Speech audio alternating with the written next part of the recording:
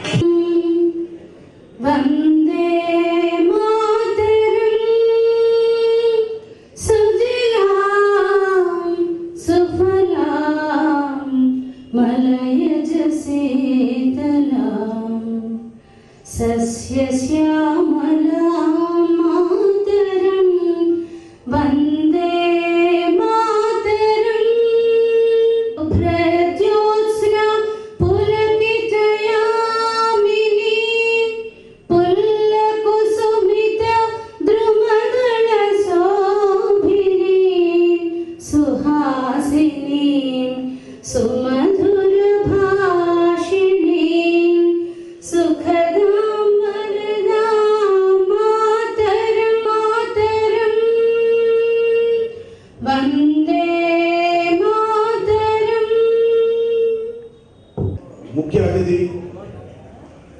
మన శాసనసభ సభాపతి గారు శ్రీ తమ్మినేని సీతారాం గారికి, జిల్లా జాయింట్ కలెక్టర్ గారికి సునీత మేడం గారికి, అలాగే DM civil supplies, DSO, DM&HO, వివిధ రంగాల్లో ఉన్నటువంటి అధికారులందరికీ కూడా నా హృదయపూర్వక నమస్కారం. ఈ చట్టం స్థానే కొత్త చట్టాన్ని తీసుకురావాల్సిన అవసరం ఉందని చాలా కూలంకషంగా చివరికి కేంద్ర ప్రభుత్వం 2019 సంవత్సరంలో కొత్త చట్టాన్ని, పాత చట్టం ప్లేస్ తానే కొత్త చట్టాన్ని కూడా అమల్లోకి 2019లో తీసుకురావడం జరగకపోవటం వలన వేగంగానే రిక్రూట్మెంట్ ప్రాసెస్ స్టార్ట్ చేసి చివరికి తుది దశకు చేరిపోతుంది. కాబట్టి 10 రోజులు, వారం రోజుల్లోనూ కొత్తగా అన్ని జిల్లాల్లో కూడా న్యాయమూర్తులు, సభ్యుల నియామకం కూడా జరుగుతుందని ఆశాభావం వ్యక్తం చేస్తున్నాం. అయితే ఇదే సమయంలో మనం చైతన్యం ఉంటే అంటే రోగం రాకుండానే ముందు చూసుకోవాలి. రోగం వచ్చిన తర్వాత వైద్యం ఏంటి అనేది తరువాత విషయం. మనకి సమస్య రాకుండా చూడాలంటే మనకు ముందు మనకు అవగాహన అనేది ఉండాలి. ఈ అవగాహన కార్యక్రమంలో కొన్ని విషయాల పట్ల అవగాహన కల్పించడం, అలాగే ఈ వారోత్సవాలు భాగంగా ముందుగా ఆ దిశగా పయనంలో వినియోగదారుల క్లబ్లు ఏర్పాటు చేయాలి అని చెప్పి ఆయన సూచించారు. మందుల షాపులకు వెళ్ళినప్పుడు ఖచ్చితంగా మీరు వాళ్ళ దగ్గర రసీదు తీసుకోవాలి. వాళ్ళు ఇచ్చిన బిల్ తీసుకోవడం అనేది మన కన్స్యూమర్ యొక్క రైట్. దాంట్లో ఖచ్చితంగా డ్రగ్ తాలూకా బ్యాచ్ నెంబరు, ఎక్స్పైరీ డేటు వాళ్ళు రాస్తున్నారా అనేది మనకు ముఖ్యమైన పాయింట్ మాట.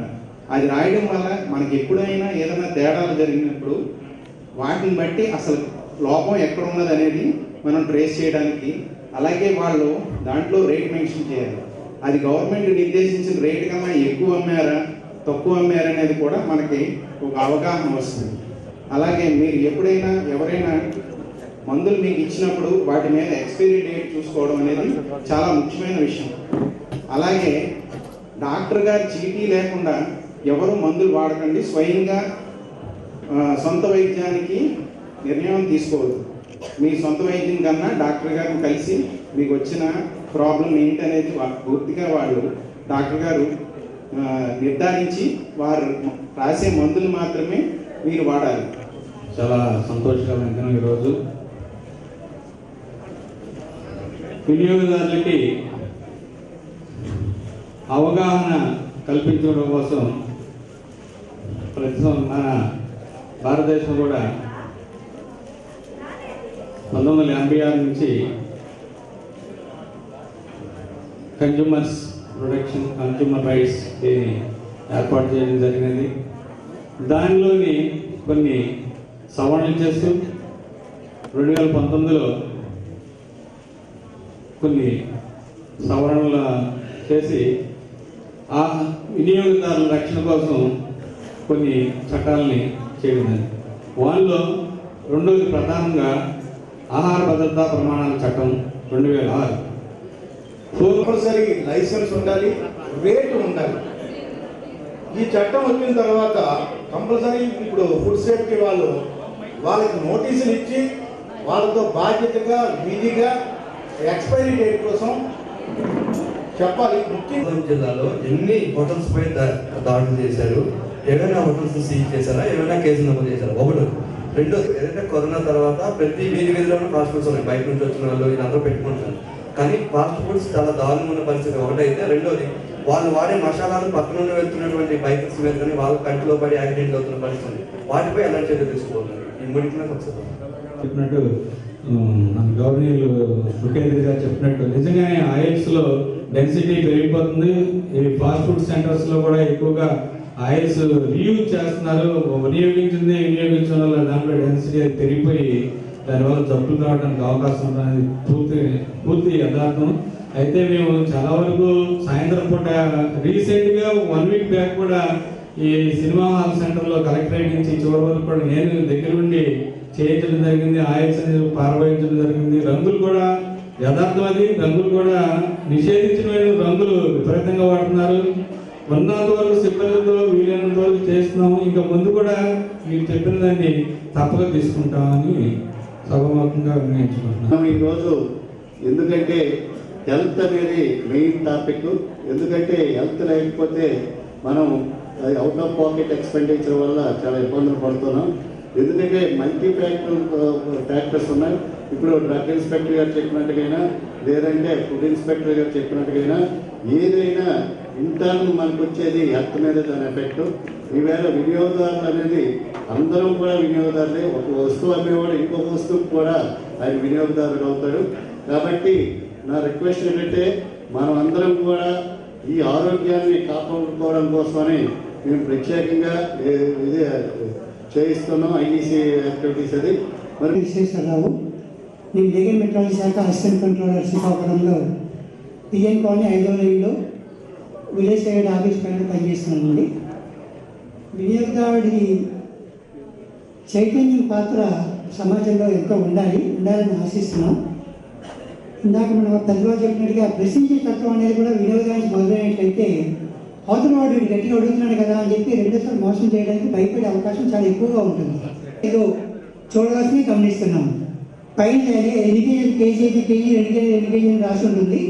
అలాగే కింద భాగంలో అది ఏ సంవత్సరం సీల్ వేయబడిందో ఆ సీల్ అనేది ఖచ్చితంగా గుండె కింద భాగంలో ఉంటుంది.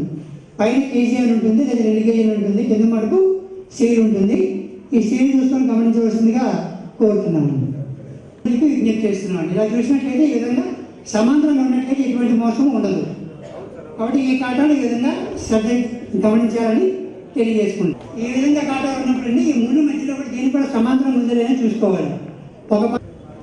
ఈ ఎలక్ట్రానిక్ మిషన్ ఇవన్నీ ఎప్పుడు కొన్ని ముందు 0 ఉందా లేదో చూసుకోవాలి ఖచ్చితంగా. ఈ వినియోగదారు చట్టం ముందుగా 1986లోని తేబడినది. దాన్ని సబ్సిక్వెంట్గా బలోపేతం చేస్తూ 2019 వినియోగదారుల పరిరక్షణ చట్టము ఆ విధంగా దాన్ని అప్డేట్ చేయబడింది. ఇది జూలై 20, 2020 సంవత్సరంలోని రూపొందించబడింది. ముఖ్యంగా ఈ చట్టంలోని వినియోగదారునికి 8 హక్కులు కలవు. అవి ఏంటంటే భద్రతా హక్కు. ఈ భద్రతా హక్కు అంటే ఈ వస్తు సేవల నుంచి రక్షింపబడడం, అంటే అడల్టరేషన్, స్పూరియస్ ఐటమ్స్, వీటి గురించి అనమాట. ఈ కల్తీ అనేటువంటిది మొట్టమొదట మన ఆలోచన కల్తీ అవుతుంది. ఆ తర్వాత అది ప్రాక్టికల్గా యాక్షన్స్లో కల్తీ స్పీడ్ అనుకుంటుంది. ఇప్పుడు మన రామ్మోహన్ రావు చెప్పినట్టు స్వీట్ షాప్ ఉంది. గుడ్. పాపం శ్రమపడి తయారు చేసి తీసుకొచ్చి కూడలలో జంక్షన్స్లో షాప్స్లో పెట్టి సేల్ చేస్తున్నారు. అంతవరకు ఓకే. బట్ దాని మీద మితిమీరినటువంటి లాభాలను ఆశించుకుంటూ మనం వెళ్ళే ఆలోచనలో ఒక రోజు 2 రోజులు ఉండాల్సినటువంటిది అద్దాలలో పెట్టి కంటిన్యూస్గా అవి చూపిస్తున్నాం. స్ట్రీట్స్లో కూడా అవి అమ్మకాలు జరుగుతున్నాయి. నేను నాట్ ఓన్లీ స్వీట్స్ చెప్తున్నాను, జనరల్గా హోటల్స్, దుకాణాలు, పళ్ళ దుకాణాలు, అన్నిటికంటే ప్రధానమైనటువంటి మనకి ఫుడ్ అడల్టరేషన్. నెక్స్ట్ మెడికల్ సంబంధించి అసలు అవి డేట్స్, ఎక్స్పైరీ డేట్స్ కానీ మనం చాలా వరకు ఏం చేస్తామంటే బిల్లు తీసుకునే అలవాటు ఉండదు. మనం నిరీక్షించడానికి మనిషి వేగం టైంతో పోటీ పెడుతూ పనులు తీస్తున్నాడు. ఒక 2 నిమిషాలకి బిల్లు తీసుకునే పరిస్థితులు ఇవన్నీ జరుగుతున్నాయి. బట్ ఇవన్నీ కూడా చాలా సీరియస్ అండ్ సెన్సిటివ్. ప్రపంచం మొత్తం మీద ఇది పెద్ద సమస్య, దేశంలోనే పెద్ద సమస్య. ఒక్కొక్క సందర్భాలుగా చూస్తున్నాము. ఇప్పుడు డాడీ ఉంది, కళ్ళు అమ్ముతున్నాం. ఒక్కొక్కసారి పెద్ద ఎత్తున ఈ డాడీ డెత్స్ జరుగుతున్నాయి. లిక్కర్ డెత్స్ జరుగుతున్నాయి. ఇవన్నీ కూడా మనం ఇప్పుడు ఈ యారెక్ అయితే ప్రిపేర్ చేసేటప్పుడు చూస్తే నేనైతే excise minister out of my experience I telling this facts. చాలా నాకు తెలిసి ఈ టైర్లు, చెప్పులు అవి స్టెరిలైజ్ చేస్తున్నాయి యారెక్ మ్యానుఫ్యాక్చరింగ్. అంటే వాడు ఆ కిక్ తర్వాత మనకి బెల్లం, జాగరీ, ఇవి వీటన్నిటి ద్వారా తయారు చేస్తారు. నేను అంటున్నాను ఫుడ్ సేఫ్టీ ఆఫీసర్స్ కానీ వీళ్ళకు మీకు దాని మీద కూడా మీకు రైట్ ఉంది. ఇవాళ ఎన్ఫోర్స్మెంట్ వింగ్స్ ఉన్నాయి. So far as excise concern they know very well ఎక్కడ ఏం జరుగుతాయి. దొంగల గురించి పోలీసుకి తెలియదు అనుకుంటే తప్పదు. దొంగ పోలీసు ఇద్దరు ఆటలాడుకుంటుంటారు. Not correct. కాకపోతే ఉన్నదంతా ఆ బిల్తో మనం డీల్ చేయగలం. ఖచ్చితంగా కంట్రోల్ అవుతుంది. ఇందాక మన రామ్మోహన్ రావు గారు అడిగారు, మీరు ఎందుకు పబ్లిసిటీ చేయరు? జగన్నాథరావు గారు చేయండి, పలానా దగ్గర హోటల్ క్లోజ్ చేసాం బికాస్ ఆఫ్ ఈ అడల్ట్స్ వల్ల, ఈ అడల్ట్రేషన్ వల్ల మేము చేశాం. ఇవ్వండి. అది this can be influence remaining other hotel management. Fruits దుకాణాలని ఒక 2-3 లైట్ చేసి చేయండి. లేదు కొన్నింటిలో లైసెన్స్ క్యాన్సిల్ చేయండి. ఖచ్చితంగా ఇది దీని తాలూకు ఇన్ఫ్లుయెన్స్ రిమైనింగ్ అదర్ సెక్షన్స్ మీద కూడా పడతాయి. మనం ఏమైనా తప్పు చేస్తే అధికారులు స్ట్రింజెంట్గా ఉన్నారు, ప్రభుత్వం పక్కగా ఉంది, కొట్టేస్తారు. ఆ మెసేజ్ మనం ఇవ్వటంలో మెతకదనం ఉంది. నేను మీరు డ్యూటీలు చేయడం లేదని అన్న కానీ మెతకదనం అయితే ఉంది. ఆఫ్ కోర్స్ దానికి అనేకమైనటువంటి reasons which I don't want to touch it right now. కాబట్టి ఖచ్చితంగా దీని మీదను, ఈ కల్తీ మీదను ఐరన్ ఫుడ్ పెట్టాల్సిన అవసరం. ఇప్పుడు చాలా మంది పిల్లలు మనం చూస్తున్నాం, కొంతమంది హాస్టల్స్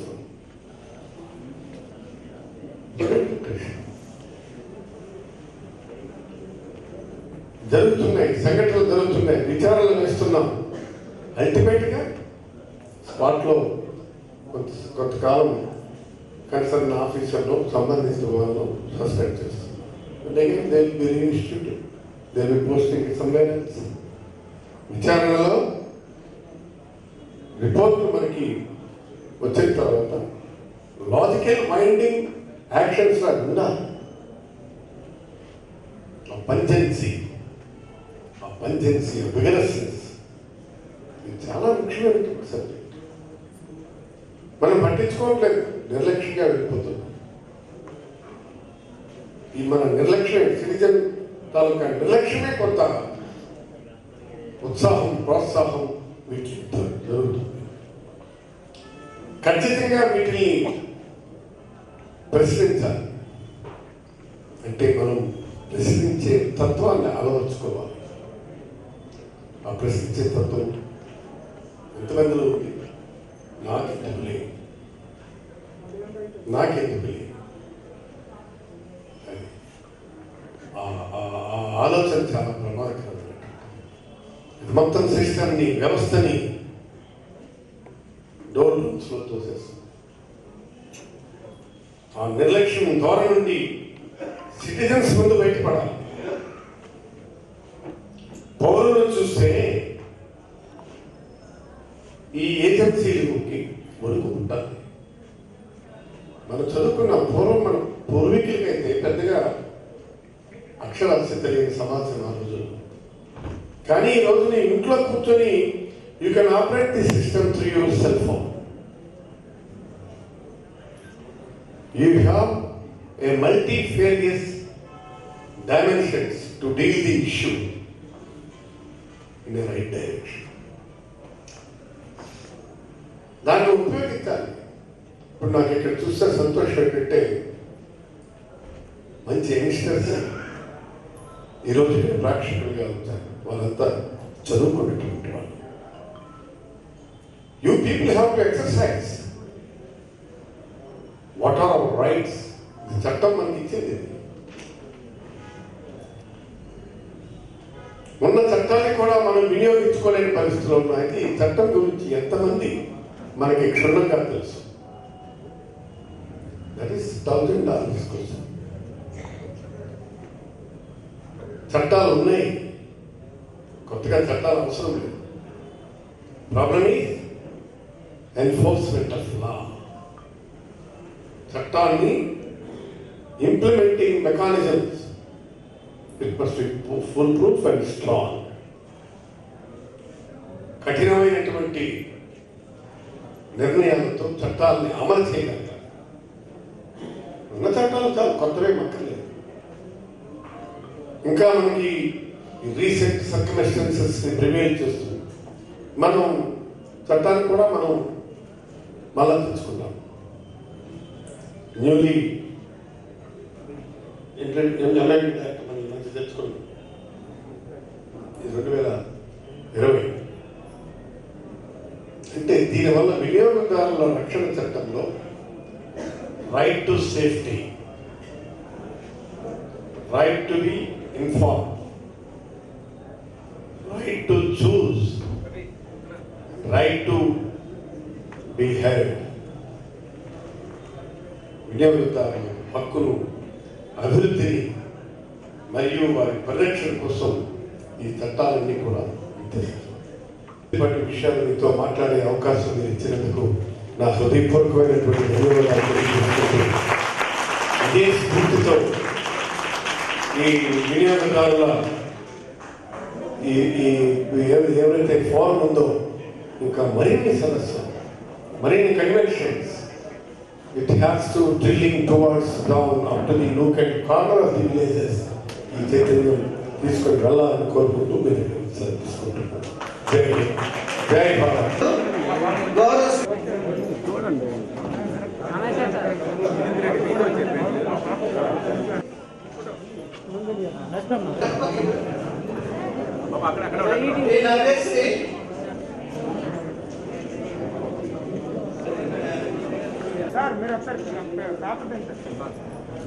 ఫస్ట్ ప్రైజ్ వచ్చింది వీరికి స్పీకర్ ద్వారా కూడా 3,000 రూపీస్ ఇవ్వడం జరుగుతుంది. వీరికి కూడా first prize election competition, second prize వచ్చింది వాళ్ళకి క్యాష్ రూపీస్ మన స్పీకర్ గారు చేతుల ద్వారా ఇవ్వడం జరుగుతుంది.